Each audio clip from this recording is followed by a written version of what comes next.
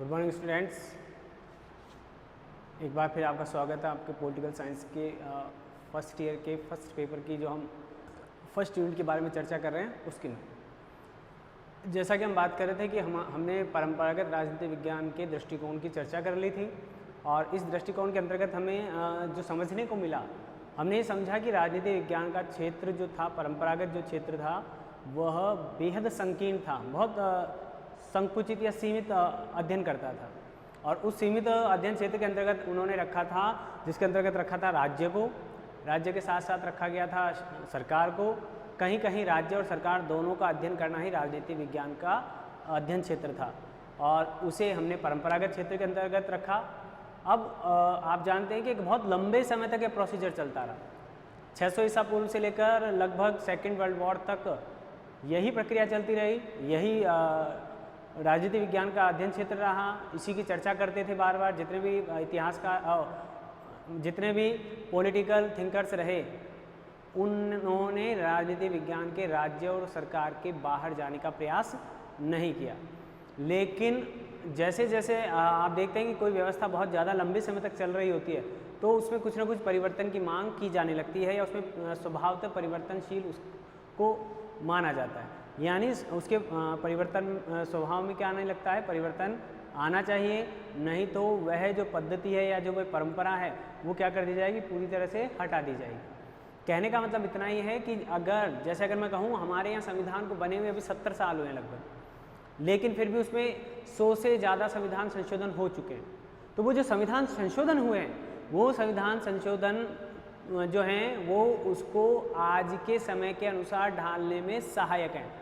यानी आज के आधुनिक समय में उन संविधान संशोधनों ने संविधान को प्रासंगिक बनाए रखने का प्रयास किया है। फ्रांस देखिए आप, फ्रांस में संविधान संशोधन नहीं किए जाते या सबसे ज़्यादा बार संविधान मतलब उतनी मात्रा में, या वो इस बात में बिलीव नहीं करते हैं।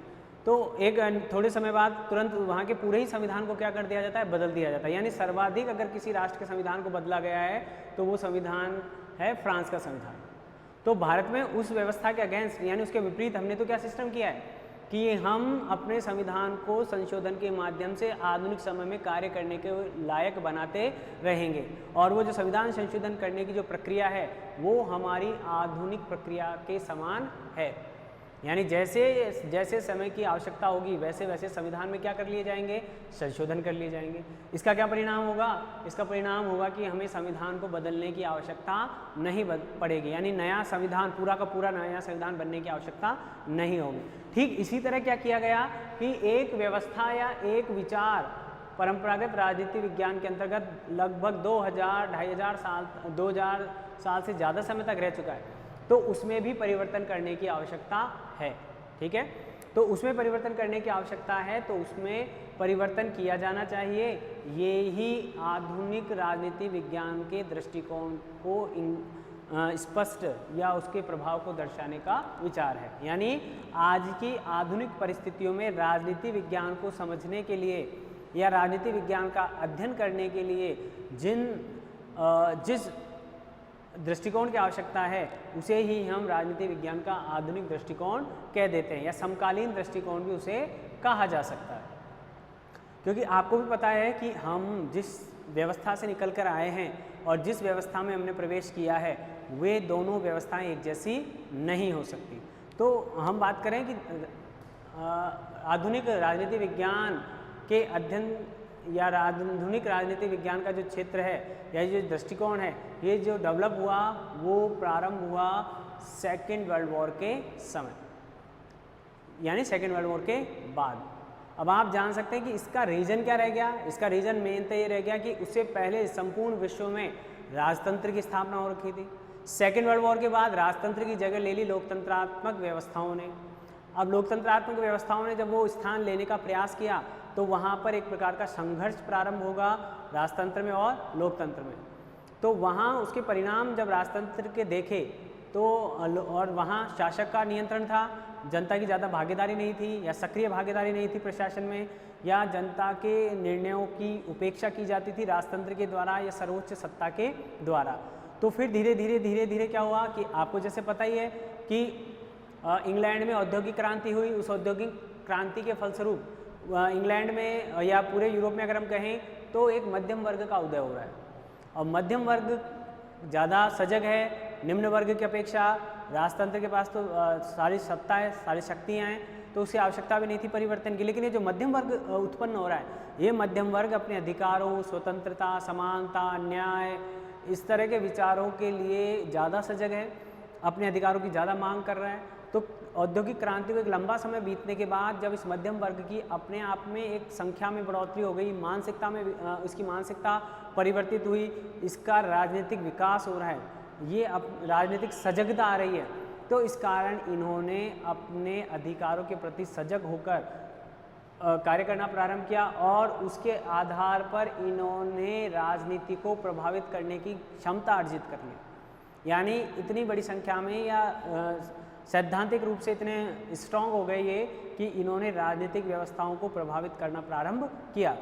तो यहाँ पर आते आते जैसे सेकेंड वर्ल्ड वॉर समाप्त हो रहा है और जो राजतंत्र था बचा कुचा वो भी ध्वंस हो गया, वो भी नष्ट हो रहा है, तो ऐसे समय में इन लोगों ने फिर अपने आप को उठाने का प्रयास किया। अब किया तो इन्होंने अपने अधिकारों के प्रति मांग करना प्रारंभ, तो राजनीति के जो विचारक थे उन्होंने उनके व्यवहार का भी अध्ययन करना प्रारंभ किया। अभी देखेंगे, जैसे हम बात करते हैं, चलते हैं हम राजनीति विज्ञान का अगर हम अर्थ देखें इस आधुनिक दृष्टिकोण का, तो आप देखिए चार्ल्स हाइनमैन क्या कह रहे हैं, राजनीति विज्ञान का क्षेत्र अब व्यापक हो गया। पहली बात क्या हो गया, ये व्यापक हो गया। अब व्यापक से आपका तात्पर्य क्या हो सकता है, व्यापक का मतलब पहले की तुलना में ज़्यादा उसको ज़्यादा तत्वों को शामिल करना पड़ रहा है। व्यापक किसके बाद, जैसे मैंने बताया यहाँ विकास में बात करेंगे अभी, सेकेंड वर्ल्ड वॉर के बाद या मैं कह दूँ औद्योगिक क्रांति के बाद जब मध्यम वर्ग का उदय हुआ तो राजनीति विज्ञान में बहुत ज़्यादा क्या आ गए, परिवर्तन आ गए। और ये एक ऐसा समय था जिसके कारण राजनीति या विश्व की जो परिस्थितियाँ थी वो निरंतर तेज़ी से क्या हो रही हैं, बदल रही हैं। और वहाँ जब बदलाव आ रहा है, जब संपूर्ण विश्व में बदलाव आ रहा है आर्थिक, राजनीतिक, सामाजिक स्तर पर, तो आप समझ सकते हैं कि ये बदलाव किसी एक संस्था या एक विषय या एक क्षेत्र में नहीं आएगा। तो यहाँ पर हम बात करें कि अब इसमें राज्य, सरकार, ये प्राचीन, इसके अलावा कौन कौन ऐड हो रहे हैं, देखो आप, संस्थानात्मक संगठन, निर्णय निर्माण, क्रियाशीलता की प्रक्रियाएं, नियंत्रण स्थापित करने के क्या किस किस तरीके से नियंत्रण स्थापित होगा, निर्णयों, कार्यों, नीतियों के साथ साथ मानवीय वातावरण को भी शामिल कर लिया गया। यानी कौन कौन शामिल हो गए, संस्थानात्मक संगठन के साथ साथ निर्णय निर्माण, यानी कौन करेगा निर्णय निर्माण, कैसे होंगे निर्णय निर्माण, किस संस्था के द्वारा किए जाएंगे, निर्णय जो निर्माण किए जाएंगे उन पर किस किस चीज़ का प्रभाव पड़ता है, उन्हें कौन इफेक्ट करता है। जैसे मैंने अभी कहा आपको, दबाव समूह भी क्या करते हैं, राजनीति में नहीं रहते, लेकिन राजनीतिक दलों के निर्णयों को क्या करते हैं, वो प्रभावित करने की क्षमता रखते हैं। आगे चलते हैं, क्रियाशीलता प्रक्रियाओं, ये जो क्रियाशीलता है वो किस किस प्रक्रिया के अंतर्गत क्रियाशील रह सकते हैं। वोटर, जैसे आप देखते हैं राजनीति में आज मतदाता के रूप में आपकी इम्पोर्टेंस ज़्यादा है। आज मतदाता जितने भी परिवर्तन ला सकता है राजनीति में, उतने शायद कोई और व्यवस्था नहीं ला सकती।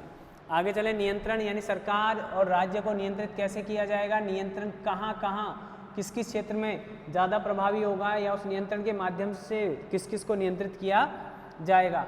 ये सारे जो इम्पोर्टेंट बात है वो है मानवीय वातावरण। यानी पहले सिर्फ राज्य और सरकार ज़्यादा प्रभावी थे, और हाइमैन के अनुसार अब कौन शामिल हो गया इसमें, मानवीय वातावरण। यानी जब हम इन सबके साथ साथ मानवीय वातावरण, जिसको व्यवहारवाद का नाम भी हम दे सकते हैं आगे, तो ये जो मानवीय वातावरण जब शामिल कर दिया गया है, या मानवीय व्यवहार को शामिल को ध्यान में रखकर राजनीतिक सिद्धांतों का निर्धारण किया जाता है, तब उसे हम क्या कह देते हैं कि वो आधुनिकीकरण हो गया है। क्या हुआ, वो आधुनिकीकरण हुआ। मैं जैसे आपको बता रहा हूँ, पहले भी मैंने बात की कि मैंने जब आपको एग्जाम्पल दिया था, जैसे मैंने कहा कि हमारा जो कॉन्स्टिट्यूशन है, हमारा कॉन्स्टिट्यूशन निरंतर परिवर्तनशील होने वाला एक संविधान, एक दस्तावेज है, और वो जो परिवर्तन करने की जो हमारी कैपेसिटी है या हमारी जो इच्छाएं हैं संविधान को मजबूत करने की, वो धारणा संविधान संशोधन जो है वो भी किसका उदाहरण है? आधुनिकीकरण का। किसके आधुनिकीकरण का? संविधान के आधुनिकीकरण का। यानी जो जो चीज़ आज के समाज में अप्रासंगिक है या जिन अधिकारों की हमको आज आवश्यकता है वो हमें संविधान के द्वारा उपलब्ध करवाए जाने चाहिए। अगर वो उपलब्ध हो रहे हैं तो हमने उस संविधान का क्या कर दिया? आधुनिकीकरण कर दिया। अगर नहीं हो रहा है तो वो रूढ़िवादी संविधान होगा और आने वाले समय में पूरे संविधान को क्या कर दिया जाएगा? हटाया जा सकता है। परंपरावादी अगर बना रहा संविधान तो एक दिन संविधान को उठाकर नया इस संविधान को हटाकर दूसरा संविधान लाया जा सके। यहाँ भी हम परिवर्तन कर रहे हैं, लेकिन हम यहाँ कैसे कर रहे हैं? क्रमशः, धीरे धीरे धीरे धीरे, एकदम से पूरे संविधान को हटाया नहीं जा रहा है। तो ऐसे यहाँ भी क्या करेंगे हम? धीरे धीरे धीरे परंपरागत राजनीति विज्ञान के क्षेत्र को कई मामलों में तो बड़ा कर रहे हैं, विस्तार दे रहे हैं। यानी इसका मतलब कुछ पुरानी जो सिद्धांत हैं उनको या तो पूरी तरह हटा रहे हैं या उनमें आज के समय के हिसाब से क्या कर रहे हैं? परिवर्तन कर रहे हैं। तो परिवर्तन कर देना और अप्रासंगिक सिद्धांतों को हटा देना, छोड़ देना, दोनों ही क्या कहलाएंगे? आधुनिकीकरण कहलाएंगे। ठीक है, तो अब हम इसमें बात करते हैं आधुनिक राजनीति विज्ञान का विकास कैसे हो रहा है। इसको देखें आप, आधुनिक राजनीति विज्ञान के विकास, यानी अगर हम पहले की बात करते, अगर हमने कहा था कि गार्डनर ने कहा था कि परम राजनीति विज्ञान का अंत और आरंभ राज्य से है, ठीक है। लिकॉक ने कहा कि राजनीति शास्त्र या राजनीति जो विज्ञान है वो सरकार शास्त्र से संबंधित है, यानी सरकार को ही राजनीति विज्ञान का क्षेत्र बताया था। तो यहाँ पर एक परिभाषा किस पर डिपेंड हो रही है? दोनों, राज्य और सरकार। तो जैसे इसके आगे बढ़े हमने ऑगस्ट कॉम्टे क्या कह रहे हैं कि राजनीति विज्ञान निश्चयवाद के आधार पर कार्य करे, यानी कुछ ऐसी निश्चितता हो राजनीति विज्ञान के सिद्धांतों में कि वो जो आदर्शवादी बातें हैं, कहने का मतलब है वो जो आदर्श जो दिखाई नहीं देते, जिनको निश्चित नहीं किया जा सकता, आप कितना भी कुछ कर लीजिए आपको कहा जाएगा और बेटर, और अच्छा, और इससे भी बेटर। ठीक है, तो उसके आधार पर ये कह रहे हैं कि वहाँ छोड़िए, आप कुछ सिद्धांतों को क्या कर दीजिए? निश्चित कर दीजिए।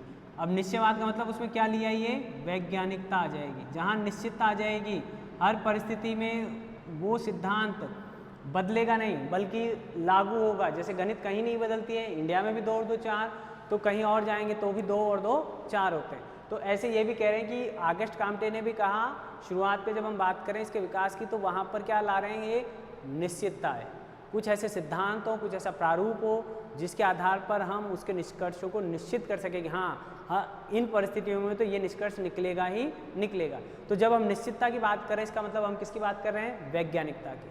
जबकि परंपरावादी में ऐसी वैज्ञानिकता नहीं थी, वे आदर्श मूल्यों पर आधारित काम करते थे और आदर्शों को और मूल्यों को आप निश्चित नहीं कर सकते।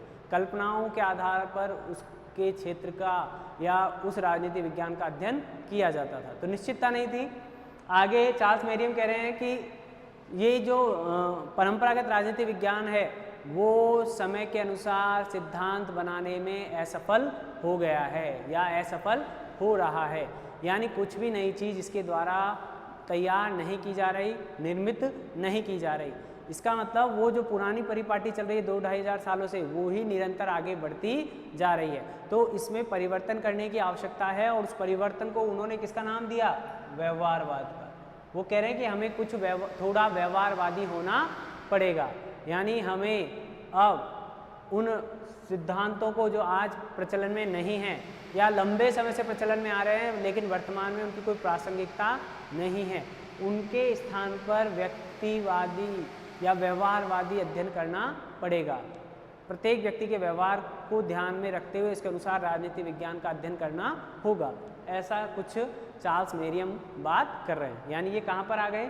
व्यवहारवाद की तरफ। आगे देखें आप, डेविड ईस्टन, जो कि आप देखिए कि आप जब यहाँ पर हम चलेंगे तो व्यवहारवाद और उत्तर व्यवहारवाद दोनों ही आधुनिक राजनीति विज्ञान के दृष्टिकोण के अंतर्गत आते हैं।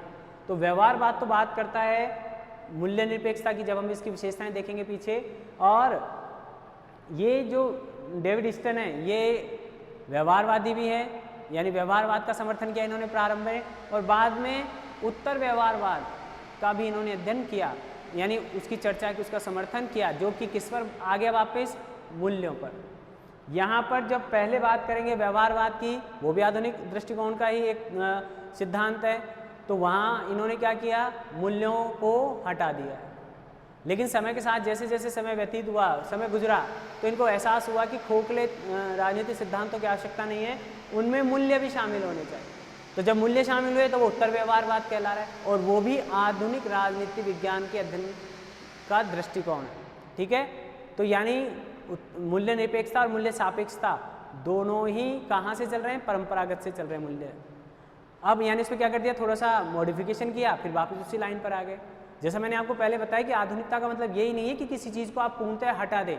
आधुनिकता का मतलब ये भी है कि आप उसमें आज की परिस्थिति के अनुसार क्या चीज़ ऐड कर सकते हैं, क्या चीज़ परिवर्तित कर सकते हैं।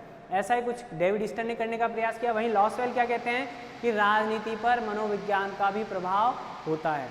अगर एक ही व्यक्ति को, एक पोस्ट है, उस पर अलग अलग व्यक्ति को जब आप बैठाएंगे तो वो अलग अलग जो व्यक्ति है वो अलग अलग प्रकार से उस पोस्ट को धारण करता है, उसके अनुसार अपना आचरण करता है, उसको अपने व्यवहार में लेकर आता है।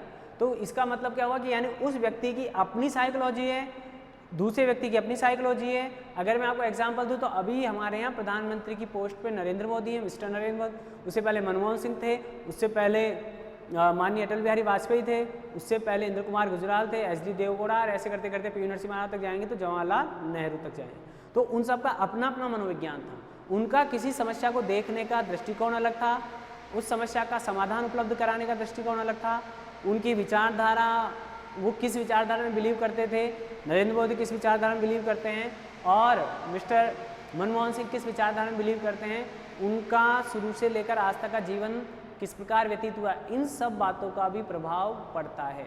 वो तो मैंने एक पोस्ट, सर्वोच्च पोस्ट जो व्यवहारिकता में ताकतवर, उसकी बात करें, वैसे ही हर व्यक्ति का भी राजनीति पर क्या पड़ता है, प्रभाव पड़ता है। ठीक है, तो इस प्रभाव को ध्यान में रखते हुए ही वो कह रहे हैं लॉसवेल कि राजनीति पर मनोविज्ञान का और अन्य विषयों का भी अध्ययन पड़ता है, जैसा कि हम इसकी विशेषताओं में देखेंगे।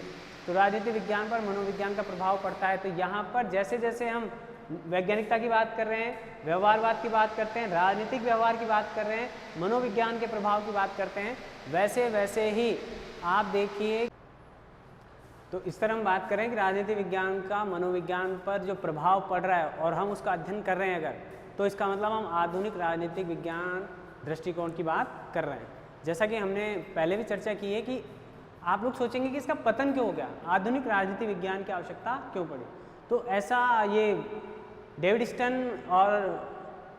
ईस्टन और आमंड के द्वारा कहा गया, या इन्होंने चर्चा करके या उनके निष्कर्ष से निकल के आए, उन्होंने निष्कर्ष प्रतिपादित किया कि राजनीति विज्ञान में क्या है कि एक तो इतिहासवाद पर अत्यधिक बल दिया जाता है, यानी इतिहास से जब तक आप जुड़े रहेंगे किसी भी नई चीज़ को आप अडॉप्ट नहीं कर सकते, पुरानी चीज़ को आप छोड़ेंगे नहीं। तो इसलिए इसको इतिहासवाद से अलग किया जाना चाहिए, जो कि ऐतिहासिक पद्धति हमने पढ़ी थी परंपरागत में। तो वो परंपरागत में ऐतिहासिक जो पद्धति है या जो इतिहासवाद है उससे दूर करने का प्रयास भी आधुनिकीकरण से संबंधित माना जाता है। वहीं पर एक कहा गया कि इसके कारण या परंपरागत राजनीति विज्ञान में रचनात्मकता समाप्त हो रही है, यानी राजनीति विज्ञान उन्हीं सिद्धांतों पर काम करता रहा है जहाँ पर सदियों से काम होता रहा है। आधुनिक समय के हिसाब से या नई परिस्थितियों में उसमें कुछ भी ऐड किया गया नहीं है। तो यानी उसके कारण इसकी जो रचनात्मकता है, इसका सरलीकरण है या इसकी जो व्यापकता है वो कहीं ना कहीं प्रभावित हो रही थी। परंपरागत राजनीति विज्ञान ने इसको सीमितता प्रदान की, तो इस आधुनिक दृष्टिकोण के द्वारा इसे व्यापकता प्रदान की गई है। मनुष्य, समुदाय, इनकी ऑथर बेंटले तो राज्य को एक ऑथर बेंटले इसको कहते हैं कि हम समुदायों की बात कर रहे हैं, यानी राजनीति विज्ञान समुदायों पर आधारित विज्ञान है, या राजनीति विज्ञान में समुदायों का भी अध्ययन किया जाना चाहिए। समुदाय एक बड़ा वर्ग विशेष हो जाता है और समुदाय की मांगे, समुदाय की आवश्यकताएं व्यक्ति की आवश्यकताओं से भिन्न हो सकती हैं। तो इसलिए उसको ध्यान में रखते हुए राजनीति विज्ञान के सिद्धांत तय किए जाएं। व्यक्ति को ध्यान में रखते हुए राजनीति विज्ञान का अध्ययन किया जाना चाहिए। उस व्यक्ति के राजनीतिक व्यवहार का अध्ययन करते हुए राजनीति विज्ञान का अध्ययन किया जाना चाहिए। जब इन आवश्यकताओं को ध्यान में रखकर कार्य किया गया तो इसका मतलब हमने राजनीति विज्ञान का आधुनिकीकरण करने का प्रयास किया। अब आधुनिक समय अगर आप देखेंगे तो अभी हम बात करेंगे जैसे राजनीति विज्ञान के क्षेत्र के बारे में या उसकी आधुनिकीकरण के बारे में, तो शक्ति की बात करा, जबकि पुराने राजनीति विज्ञान में या परंपरागत राजनीति विज्ञान में शक्ति की ऐसी कोई बात नहीं की गई थी। तो ये तो मैं आपको भी एक इंट्रो के तौर पर बता रहा हूँ कि आपको जनरली आपके ध्यान में क्या होना चाहिए। अगर आप शक्ति की बात कर रहे हैं, शक्ति संतुलन की बात कर रहे हैं, वैधता प्राप्त करना चाहते हैं, सत्ता का अध्ययन कर रहे हैं, या अंतर्राष्ट्रीय संस्थानों और उनकी समस्याओं या अंतर्राष्ट्रीय स्तर की समस्याओं का अध्ययन कर रहे हैं, तो वे सभी कहीं ना कहीं आपके आधुनिक राजनीतिक दृष्टिकोण से जुड़े हुए हैं। आगे चले इसकी जो विशेषताएं अगर हम बात करें कि अगर आधुनिक जो राजनीति विज्ञान का दृष्टिकोण है उसकी पहली और सबसे मोस्ट इम्पोर्टेंट जो विशेषता है वो है मूल्य निरपेक्षता। और मैंने आपको कहा था कि प्रारंभिक तौर पर मूल्य निरपेक्ष रहे, लेकिन बाद में ये भी मूल्यों पर ओनली मूल्य ही नहीं थे, मूल्यों को भी शामिल किया गया बाद में।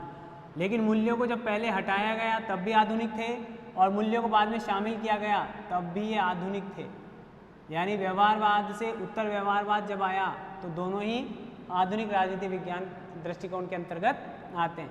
दूसरी बात देखिए आप, वैज्ञानिकता है, वैज्ञानिक पद्धतियों पर आधारित है। मैंने कहा काम्पटन इसको निश्चितता प्रदान करने या निश्चयवाद के रूप में इसका अध्ययन करने की बात की थी, तो उसका मतलब क्या हो गया, वैज्ञानिक पद्धतियों का समावेश किया जाना भी आधुनिक राजनीति विज्ञान के दृष्टिकोण के अंतर्गत आता है, ताकि जो निष्कर्ष होंगे या जो परिस्थितियाँ होंगी उनका वैज्ञानिक आधार पर अध्ययन किया जा सके और उसकी तुलना की जा सके।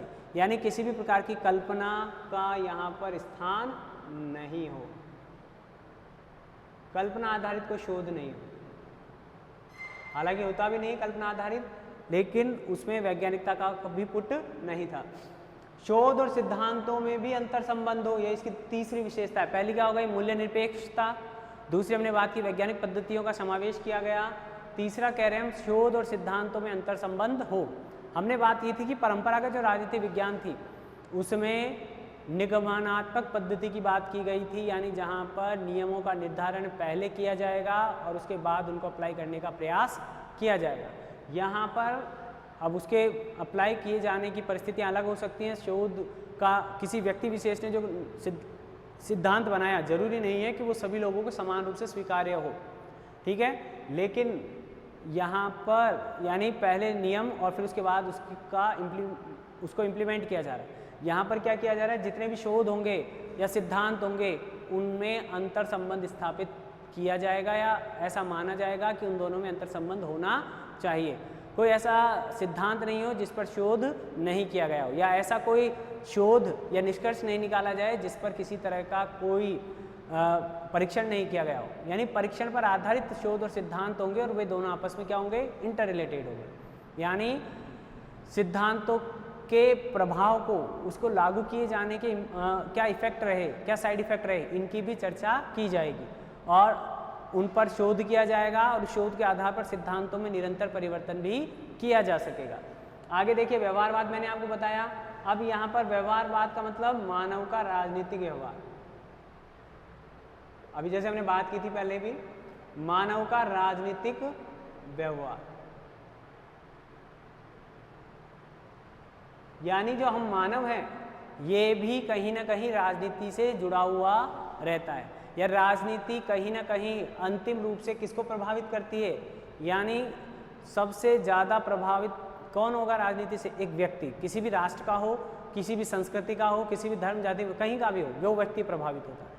और वो व्यक्ति, खासकर लोकतंत्र में भी आप देखेंगे तो व्यक्ति ज़्यादा पावरफुल हो जाते हैं जब चुनाव होते हैं। तो ऐसे समय में उस व्यक्ति के क्या क्या मांग है, क्या उसके राइट्स हैं, क्या उसे चाहिए और क्या उसे उपलब्ध है, इस बात का, या मनुष्य किन किन परिस्थितियों में किस तरह का व्यवहार कर सकता है, या व्यक्ति विशेष के कारण किसी व्यवस्था पर किस तरह का नकारात्मक या सकारात्मक प्रभाव पड़ सकता है। हिटलर जैसा व्यक्ति होगा तो किस तरह से राजनीति को प्रभावित करेगा, एक व्यक्ति है। वहीं अगर कोई अच्छा नेपोलियन होगा, या किसी भी तरह से आप देखें अटल बिहारी वाजपेयी हो, नेहरू हो, नेल्सन मंडेला हो, या जन सामान्य हो, वो किस तरह से किसी राजनीतिक व्यवस्था को किस तरह से प्रभावित कर सकता है, इन सब का अध्ययन किया जाता है आधुनिक राजनीतिक दृष्टिकोण के अंतर्गत। उसके व्यवहार को ध्यान में रखते हुए या व्यवहारवाद को ध्यान में रखते हुए। आगे देखें अंत अनुशासनात्मक, इसके अंतर्गत विभिन्न विषय जो हैं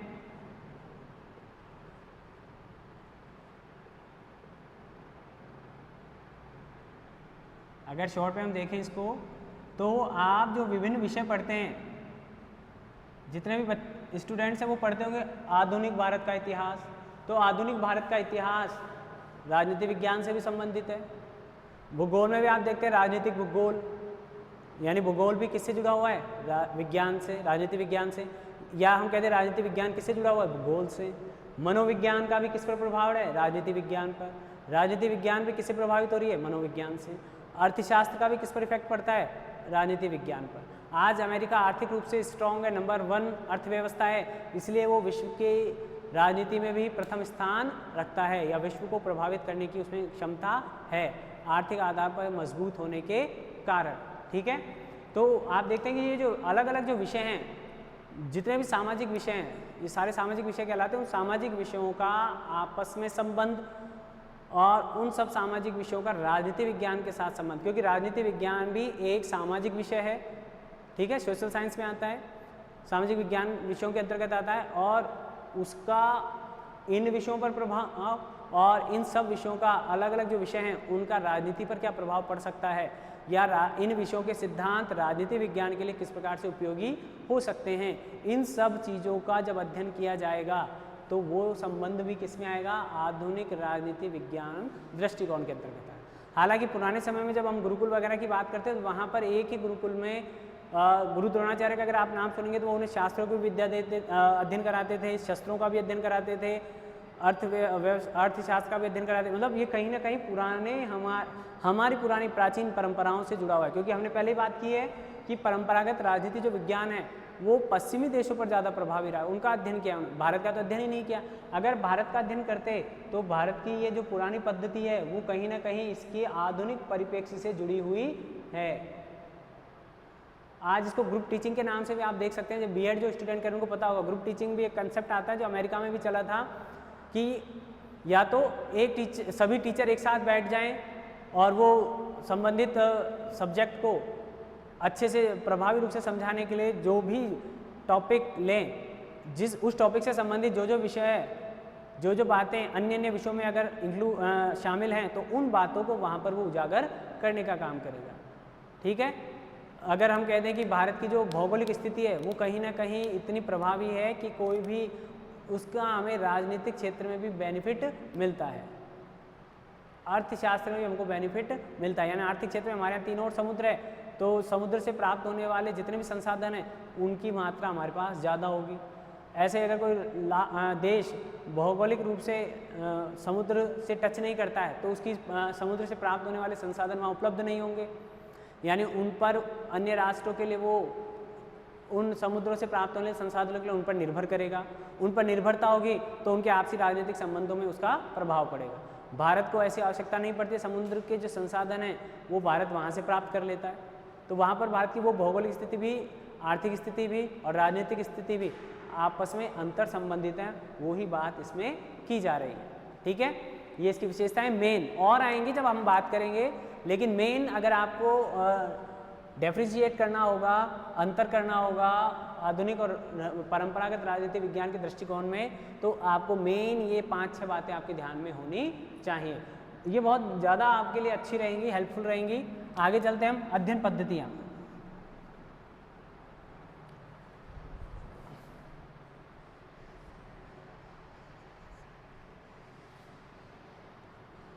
अध्ययन पद्धतियों की बात करें तो अंतः अनुशासनात्मक उपागम, ये इसी की तरह यानी एक अप्रोच है, और वो अप्रोच क्या है? विभिन्न विषयों के बीच में क्या बनाती है? इनमें संबंध स्थापित करने का प्रयास करती है।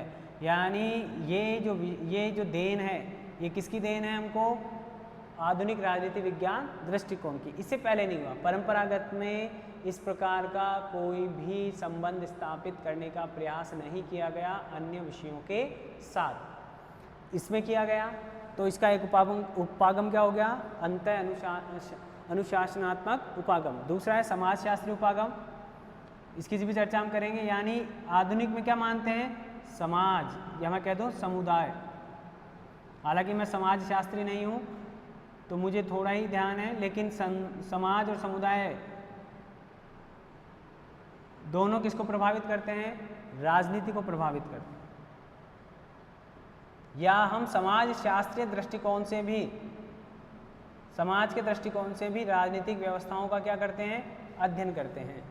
क्योंकि आपको पता है कि हर समाज या हर राष्ट्र की अपनी आवश्यकताएं हैं, अपनी प्रतिबद्धताएं हैं, अपने विश्वास हैं, अपनी कमजोरियां हैं, अपनी ताकत है, कहने का मतलब। ऐसे ही राष्ट्र के अलावा जब हम बात करते हैं समाज की या समुदाय की, तो उनकी भी आवश्यकताएं अलग हैं, उनकी प्राथमिकताएं अलग हैं, वो किस चीज़ को महत्व देते हैं, किस चीज़ को ज़्यादा महत्व नहीं देते हैं। तो इस तरह की जो धारणाएं हैं वो भी राजनीतिक सिद्धांतों के निर्माण में काम आती हैं, या राजनीतिक विचारधारा को प्रभावित करने का काम करती हैं, या राजनीतिक नेतृत्व को अपनी बात मनवाने के लिए मजबूर कर सकते हैं। तो समुदाय के दृष्टिकोण से जब राजनीति विज्ञान का अध्ययन किया जाएगा तो वो समाजशास्त्रीय उपागम में आता है। ठीक है, नेक्स्ट अगर हम करें मनोविज्ञान की बात, तो मनोविज्ञान की जब बात की जाती है तो मनोविज्ञान का मतलब क्या हो गया? आपके व्यवहार का अध्ययन किया जाना। ठीक है, मानव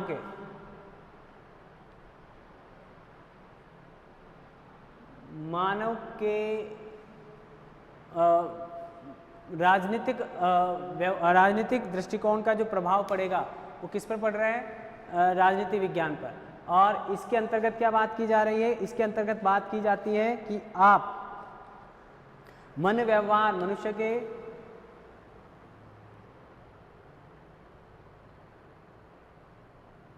मानव के मन, व्यवहार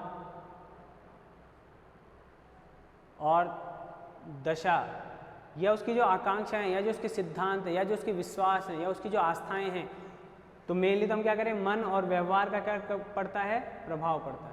मनोवैज्ञानिक आधार पर उस साइकोलॉजी जिसकी बात करें, साइकोलॉजी हर व्यक्ति की क्या होती है? अलग अलग होती है। और उस साइकोलॉजी के अलग होने के कारण राजनीति में उस पर जो प्रभाव पड़ता है वो अलग अलग प्रकार से उसको महसूस कर सकता है। प्रत्येक व्यक्ति को एक ही रीजन के लिए समान रूप से उस पर इफेक्ट नहीं पड़ता।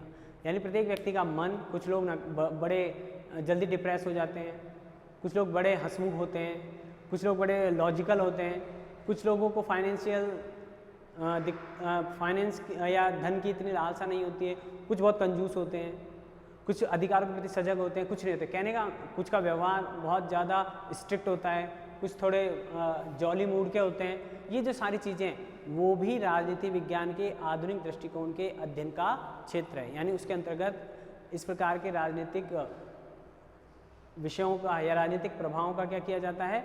अध्ययन किया जाता है। यानी मनुष्य के मन व्यवहार पर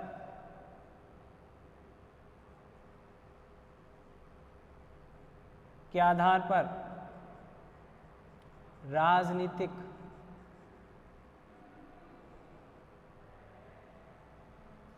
व्यवहार का अध्ययन करना।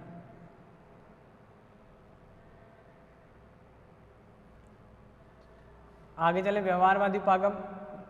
व्यवहारवादी उपागम क्या? व्यवहार का मतलब क्या हो गया? आप जिन सामान्य परिस्थितियों में जिस प्रकार से कार्य कर रहे हैं, या किसी व्यक्ति विशेष या राजनीतिक संस्था के कार्य करने से या उसके व्यवहार से आप पर क्या इफेक्ट पड़ रहा है, वहाँ तो हम क्या कर रहे हैं? उस इंडिविजुअल व्यक्ति का क्या प्रभाव है, जो न्यूनतम स्तर पर जो व्यक्ति है उसका क्या प्रभाव है।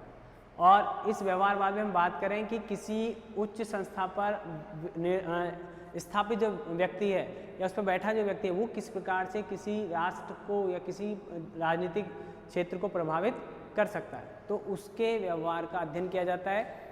इसमें अभी मैं जब आपको बताऊंगा तो व्यवहारवादी उपागम का बौद्धिक पिता चार्ल्स मैरियम को कहते हैं, जबकि इसका जनक कहा जाता है डेविड ईस्टन को। व्यवहारवाद का जनक किसको कहते हैं? डेविड ईस्टन को। तो उनकी चर्चा करेंगे व्यवहारवाद उपागम के अंतर्गत। अब हम आगे चलते हैं। जो इसका उद्देश्य था, तो पहले आपको दिख रही है राजनीतिक व्यवस्था, नवीन अवधारणाओं का क्या करना? विकास करना। नवीन आएगी, और नवीन को अगर मैं कह दूं आधुनिक, यानी जो आधुनिक और जो परंपरागत है, कुछ परंपरागत है, उन परंपरागत को आज आधुनिक दृष्टिकोण से जोड़ने का काम किया जा रहा है। किसके द्वारा? आधुनिक राजनीति विज्ञान दृष्टिकोण के द्वारा। यानी आप देखते हैं कि अभी जैसे हम कहते हैं ना, कुछ लोग कंप्यूटर सेवी हैं, कुछ कर्मचारी कंप्यूटर सेवी नहीं है। गवर्नमेंट में कुछ कर्मचारी ऐसे जब लगे थे जब तो फोन ही नहीं थे, और आज जब वो काम कर रहे हैं तो आज उन्हें कंप्यूटर पर काम करना पड़ रहा है। तो अगर वो अपने आप को उस कंप्यूटर के अनुकूल कर लेते हैं तो यानी उन्होंने कोई ना कोई नई चीज़ सीख ली है, या नवीन टेक्नोलॉजी से उस पुराने व्यक्ति ने अपने आप को क्या कर लिया है, संतुलित कर लिया है। ठीक है, तो ऐसे हम भी कह रहे हैं कि राजनीति विज्ञान जो पुराने समय से चला आ रहा है और वर्तमान में अगर कोई नवीन परिवर्तन हो रहा है तो उस नवीन परिवर्तन को अपने आप से उसमें आत्मसात करने की जो प्रवृत्ति है, या जो आत्मसात करना ही क्या है, आधुनिक राजनीतिक विज्ञान दृष्टिकोण का उद्देश्य है। कि जो व्यवस्थाएं लंबे समय से चल रही आ रही हैं उनमें कोई नवीन तत्व अगर शामिल होता है तो वो नवीन तत्व किस प्रकार से शामिल होकर काम करेगा, या किस प्रकार से उसको आज के आधुनिक समय के अनुकूल किया जाए, उन व्यवस्थाओं को या परंपरागत राजनीति विज्ञान को या राजनीति विज्ञान को आज की समय की जो परिस्थितियां उनके अनुकूल किस प्रकार से किया जाए, उसके लिए क्या कर रहा है, नवीन अवधारणाओं का विकास किया जा रहा है। उसके बाद आ रहा है विज्ञान के समान विकसित करना, या मैं कह दूं दूसरा, राजनीति में वैज्ञानिकता को बढ़ावा देना भी आधुनिक राजनीतिक दृष्टिकोण का एक महत्वपूर्ण उद्देश्य है। आगे चले, मानव के राजनीतिक व्यवहार को स्पष्ट करना, यानी समान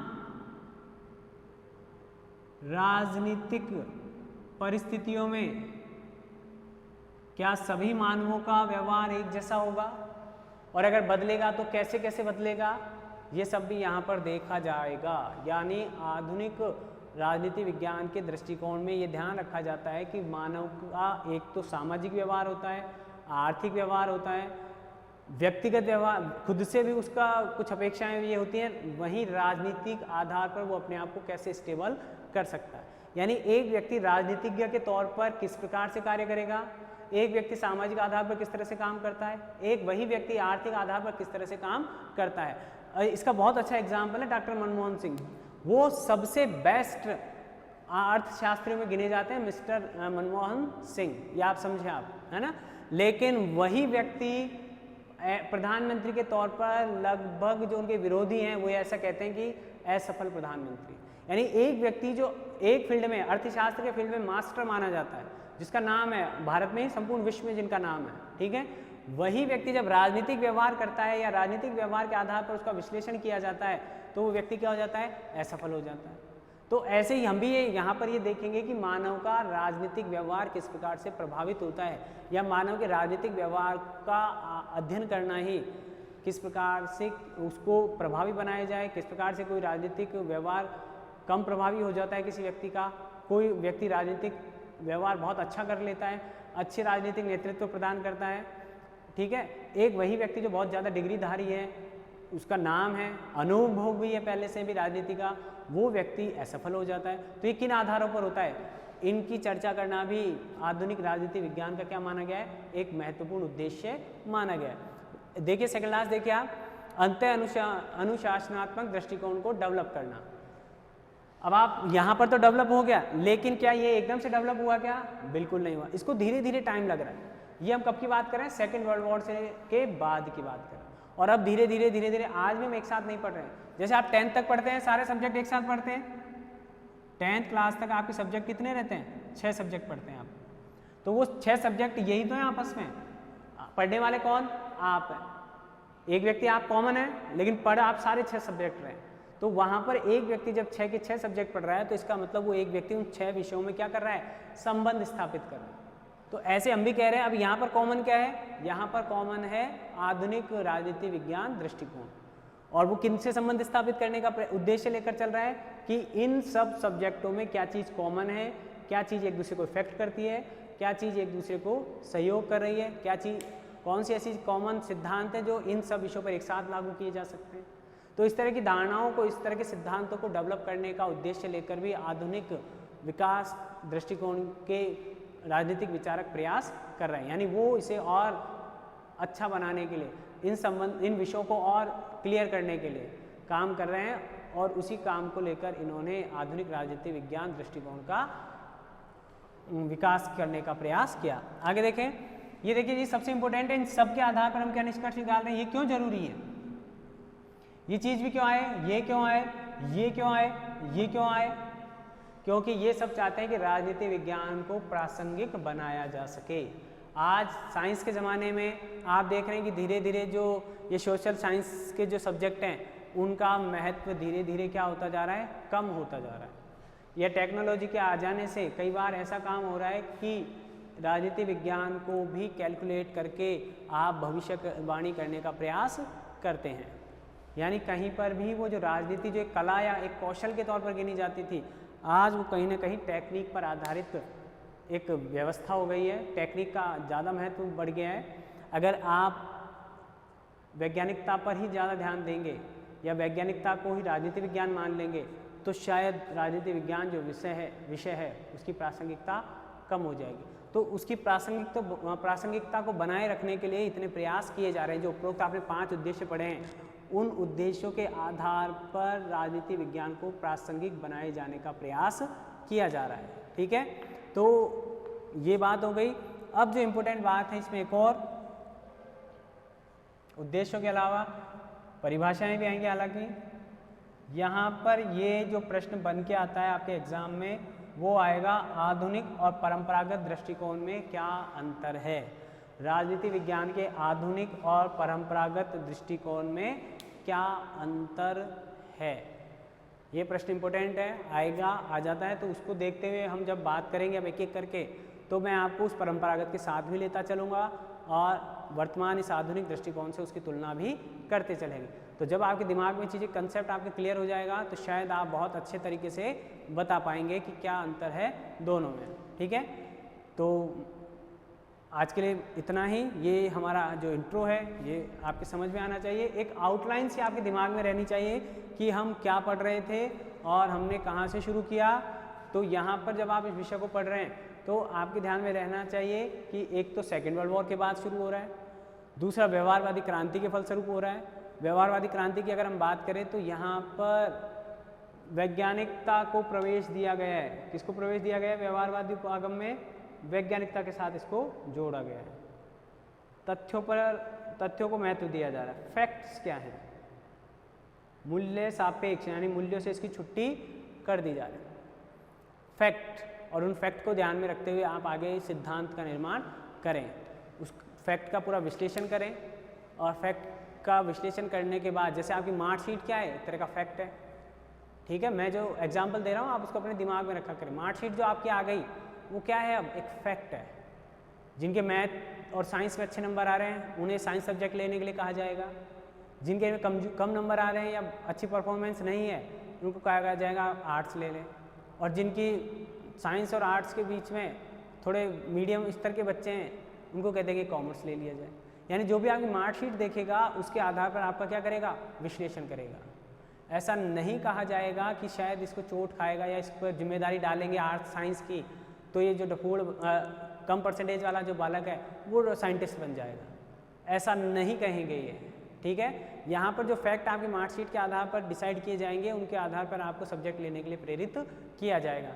ये कोई उम्मीद नहीं रखेंगे, कोई कल्पना नहीं रखेंगे कि साहब दे दो, जैसी जिम्मेदारी आएगी वैसा परफॉर्म करने का प्रयास करेगा। ठीक है ना, तो यहाँ पर फैक्ट को ज़्यादा महत्व दिया गया है आधुनिक राजनीतिक विज्ञान दृष्टिकोण को देखते हुए। ठीक है, अब हम चर्चा करेंगे इनका एक एक करके, लेकिन ये मैंने आपको आउटलाइन इसलिए दी है कि आपके एग्ज़ाम में कई बार छोटे प्रश्न पूछे जाते हैं।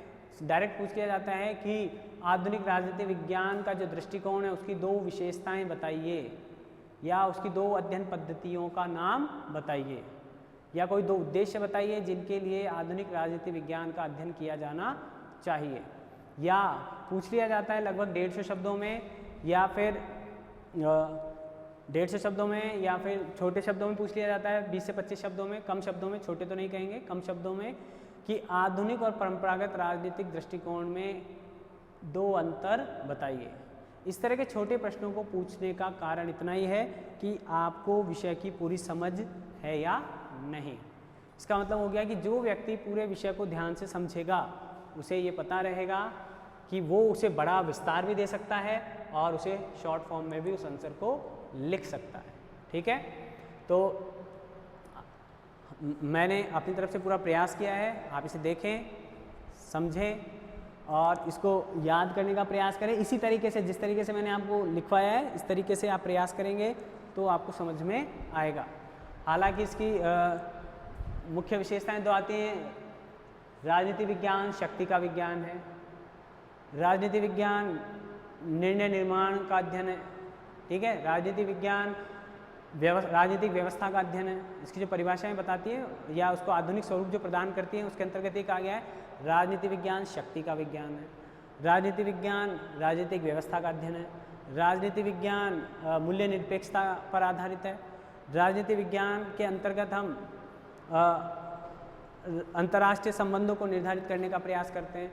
इस तरह की कुछ कुछ इसकी विशेषताएं हैं या आप कहते हैं परिभाषाएं हैं। उन परिभाषाओं के आधार पर इसे निर्धारित करने का प्रयास किया जाता है। आप देख लें, मैंने आपको बताया, अभी हम जब इसका अर्थ और देखेंगे तो उनके अंतर्गत हमें ये पता लगेगा कि शक्ति मैंने आपको बताई और हमारा जो इसके बाद जो नेक्स्ट टॉपिक आएगा फर्स्ट यूनिट में वो भी शक्ति वैधता, शक्ति सत्ता और वैधता से संबंधित है। तो वहाँ जब आप शक्ति यानी वहाँ से लेकर कंसेप्ट से लेकर आप सेकंड थर्ड यूनिट जब जहाँ तक भी आप जाएंगे लगभग वो सारे यूनिटें हमारे आधुनिक राजनीति विज्ञान दृष्टिकोण से ही संबंधित है। ठीक है, तो आप जैसे जैसे उनको पढ़ेंगे वैसे वैसे, इसलिए मैं आपको ज़्यादा स्पष्ट अभी इसमें नहीं कर रहे हैं, वन बाय वन हम उनको स्पष्ट करते चलेंगे। ठीक है, तो शक्ति की बात करेंगे तो भी हम आधुनिक राजनीति विज्ञान की बात कर रहे हैं। कहने का मतलब है कि कहीं अब आपसे ये नहीं पूछा जाएगा कि क्या राज्य ही राजनीति विज्ञान का क्षेत्र है, क्या मात्र राज्य ही है? नहीं, राज्य और व्यक्ति दोनों हैं। राज्य और व्यक्ति में मानव का जो राजनीतिक व्यवहार है वो, अन्य विषय भी उतने इंपॉर्टेंट है जितने राजनीति, या अन्य विषय भी राजनीति को उतने ही प्रभावित करते हैं जितने कि राजनीति विज्ञान खुद। ठीक है, तो इस तरह के विषयों को जब इन तत्वों को जब हम अध्ययन करेंगे, इनकी बात करेंगे तो हमारा ये विषय स्पष्ट हो जाएगा। ठीक है, अब चलते हैं हमारे नेक्स्ट वीडियो में और उसमें हम बात करेंगे 1 by 1।